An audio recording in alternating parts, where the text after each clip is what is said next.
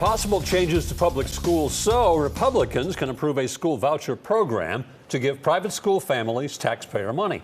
A House proposal would scale back controversial rules of accountability for public schools and provide them with more money in exchange for the school voucher program. Democrats call it bribery, and even some Republicans don't agree with the tactic. State Capitol reporter Chris O'Brien brings us inside a rift between the House and Senate.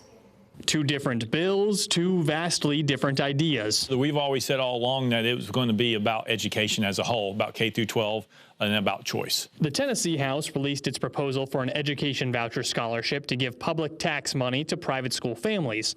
It's a massive bill full of ideas in addition to school vouchers, like better insurance for teachers and a relaxing of testing requirements. Tennessee's Fiscal Review Committee estimated it would cost the state at minimum about $425 million from 2026 on.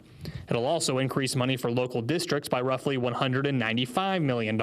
We have to give teachers the ability in the classroom to get back to teaching. You could do it separately, but it makes sense to make it all comprehensive. But the Tennessee Senate might not be so amenable to the House's plan, as they have their own proposal without any of the extras. In their amendment, are bills that have been filed to do other things. So there's good vehicles to accomplish some of those goals. Senate Education Chair John Lundberg downplayed concern today, saying the two chambers are closer than it looks publicly. Chris, I think that's unfair. You called it a chasm, and I don't think it is, because, you know, if you say 70–80% of this bill is about giving parents the ability to choose where their son or daughter goes to school and what's the best decision for them.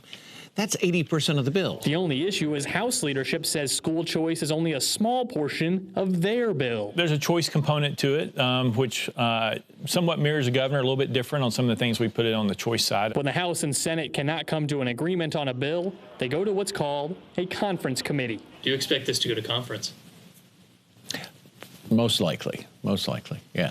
In Nashville, Chris O'Brien. Now, the money to pay for a voucher bill, should it pass, would come from the state budget, which is primarily funded by Tennessee taxpayers.